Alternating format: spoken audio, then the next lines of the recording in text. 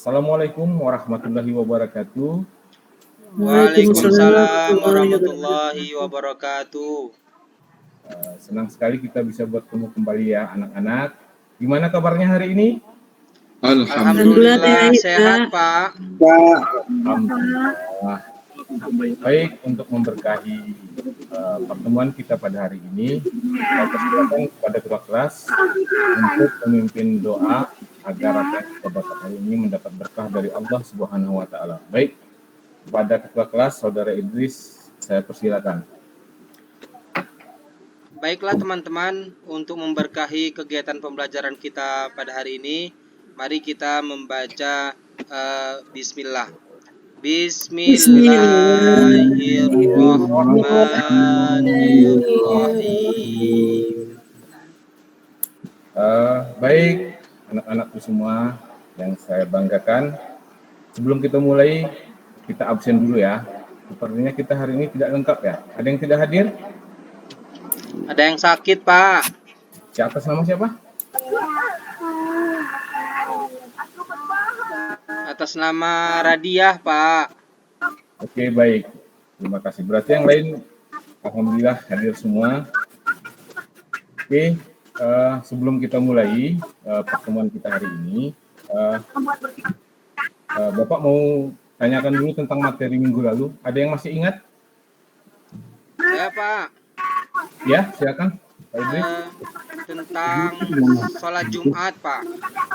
Ya, minggu lalu kita sudah membahas tentang sholat Jumat.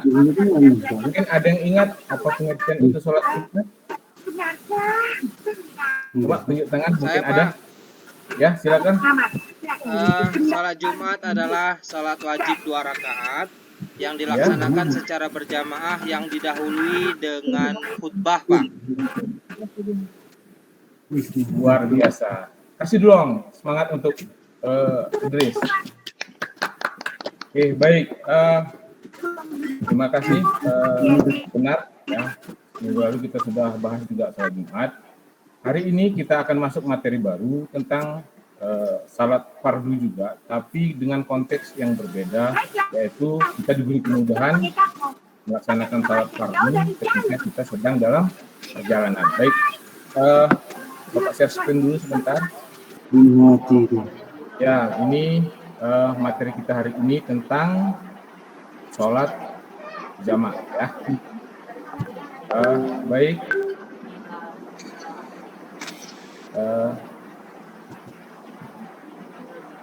Pak ya anak-anaknya semua ya. Nampak, Pak. Ya, ini materi kita yang kita bahas hari ini adalah materi bab 10, yaitu Islam memberikan kemudahan melalui salat jamak dan salat qasar. Tapi yang khusus hari ini kita bahas tentang salat jamak saja dulu ya. Nanti salat qasar akan kita bahas di pertemuan seterusnya. Baik, ini adalah kompetensi inti yang akan kita capai pada pertemuan ini. Tujuan pembelajaran kita hari ini, yaitu ini ada 6 poin. Mungkin Ananda Azmi bisa membacakan. Baik, Pak, saya. Ya, silakan Bu. Ya. Tujuan pembelajaran ada 6 poin. Yang pertama, menunaikan salat jamaah qasar ketika berpergian jauh, yaitu musafir, sebagai implementasi dari pemahaman ketaatan beribadah. Yang kedua, menunjukkan perilaku disiplin sebagai implementasi dari pelaksanaan salat jamaah. 3. Menjelaskan pengertian salat jamaah. 4. Menerangkan syarat-syarat salat jamaah. 5. Menjelaskan macam-macam salat yang bisa dijamak. Dan yang terakhir, menunjukkan contoh tata cara salat jamaah. Oke, baik. Terima kasih Ananda Dewi. Ini adalah tujuan pembelajaran kita ya. Jadi tujuan ini nanti mudah-mudahan bisa bermanfaat untuk kita semua. Karena setiap kita pasti akan melaksanakan perjalanan jauh atau safar ya. Jadi ketika kita dalam perjalanan, kita diberi kemudahan tentang melaksanakan salat dengan salat jamaah. Oke, baik. Ini kita pelajari sedikit pengertian tentang salat jamaah. Ya, salat jamaah merupakan salat fardu yang dikumpulkan atau digabungkan pelaksanaannya ya. Contohnya seperti salat zuhur dilaksanakan pada waktu zuhur dengan salat asar ya. Begitu juga misalnya salat maghrib dan salat isya digabungkan pelaksanaannya di salat maghrib atau di salat isyanya ya. Baik, salat jamaah itu terbagi dua ya. Yang pertama jamaah takdim, yang kedua jamaah takhir ya. Ini adalah pengertian jamaah takdim, yaitu salat jamaah takdim adalah salat yang dilakukan dengan cara menggabungkan dua salat fardu dan dilaksanakan pada satu waktu salat fardu yang pertama, itu takdim ya. Kalau takhir itu salat fardu yang dilaksanakan dengan cara menggabungkan dua salat fardu yang dilaksanakan pada waktu salat fardu yang kedua ya. Baik, adapun syarat kita dibolehkan untuk menjamak salat itu ada 5. Yang pertama, mungkin ada bisa membantu saya untuk membacakan. Saya Pak. Ya, silakan. Syarat boleh sholat jamaah. 1. Pada saat melakukan perjalanan jauh, jarak tempuhnya tidak kurang dari 80.000 km. 2. Perjalanan yang dilakukan bertujuan baik, bukan untuk kejahatan atau maksiat. 3. Sakit atau dalam kesulitan. 4. Salat yang dijamak adalah salat adaan tunai, bukan salat qada. Yang kelima, berniat menjamak ketika takbiratul ihram. Ya, terima kasih. Baik, itu adalah syarat-syarat kita boleh menjamak salat ya. Baik, sekarang kita flashback sebentar. Mungkin Saudari Inawati bisa menjelaskan apa itu salat jamak takdim? Saya coba ya Pak. Ya, silakan. Salat jamak takdim tadi Pak ya. Ya. Itu salat yang dikerjakan pada salat pertama, misalnya salat zuhur dan salat asar. Jadi jamaknya itu dikerjakan pada saat waktu salat zuhur Pak. Iya, terima kasih. Luar biasa. Kasih hapus dong untuk Saudari Aminah. Ya. Oke, baik. Untuk seterusnya ya, kita bagi kelompok dulu, anak-anak semua ya. Jadi ini kita akan mengerjakan LKPD ya. Nanti kita ikuti saja kelompok yang sudah pernah kita buat seperti biasa. Jadi kelompok 1 dan kelompok 2 dan kelompok 3 ya. Oke, mungkin ketua kelompoknya bisa mengambil ke depan. Ini lembar kerja peserta didik untuk salat jamak ya. Ini adalah kegiatan yang harus kalian kerjakan hari ini. Baik, silakan ketua kelompok mengambil ke depan. Baik Pak. Oke, terima kasih. Silakan kembali ke tempat dulu. Baik, sebelum mengerjakan LKPD ya, silakan anak-anakku semua perhatikan dulu tentang tayangan video berikut ya. Bahasa kita kali ini adalah sholat jamak qashar. Sholat jamak adalah sholat yang menggabungkan dua sholat fardu dan dilakukan pada satu waktu, bisa di awal atau bisa juga di akhir. Sholat yang bisa dijamak adalah sholat zuhur dijamak dengan sholat asar, sholat maghrib dijamak dengan sholat isya. Pembagian sholat jamak yang pertama adalah jamak takdim, menggabungkan antara dua sholat fardu yang dilaksanakan atau dikerjakan di awal waktu sholat yang pertama. Misalnya, sholat zuhur dan sholat asar dikerjakan waktu zuhur, atau sholat maghrib dan sholat isya yang dikerjakan pada waktu sholat maghrib. Yang kedua adalah jamak takhir, yaitu menggabungkan antara dua sholat fardu yang pelaksanaan sholatnya dilakukan pada waktu sholat fardu yang kedua atau diakhirkan.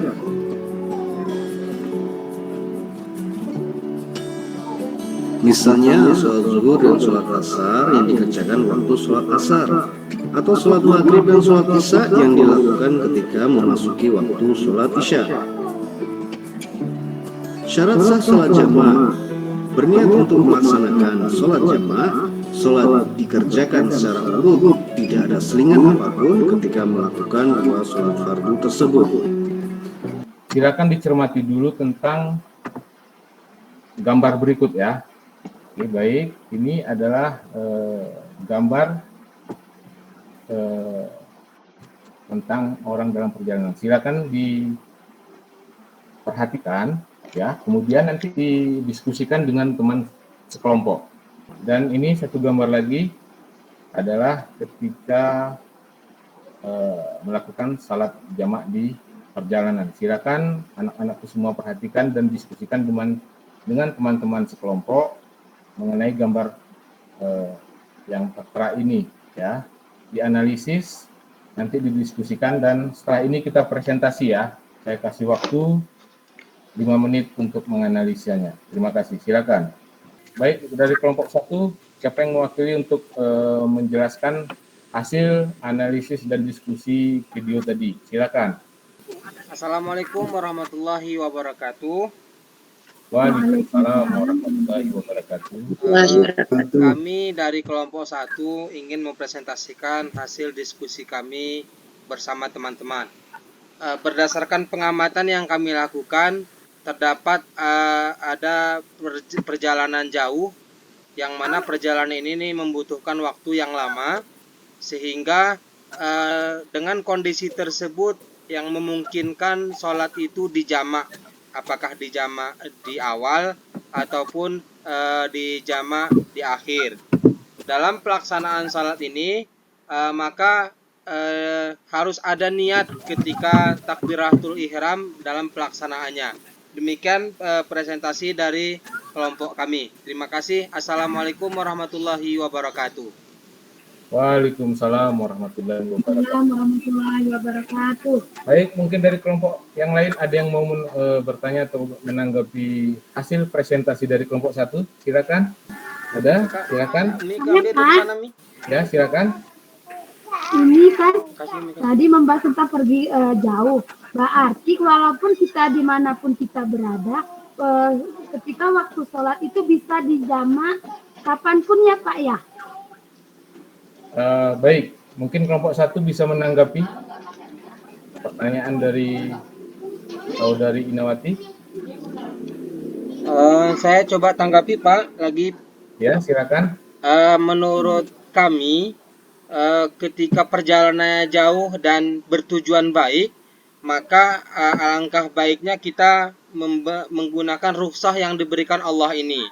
Kecuali kita perjalanan kita tidak menempuh jarak yang begitu jauh, atau bisa mungkin kita laksanakan, maka dilaksanakan. Cuman kalau memang perjalanan kita yang menempuh jalan jauh dan kita susah, maka boleh dijamak. Begitu kira-kira menurut kami Pak.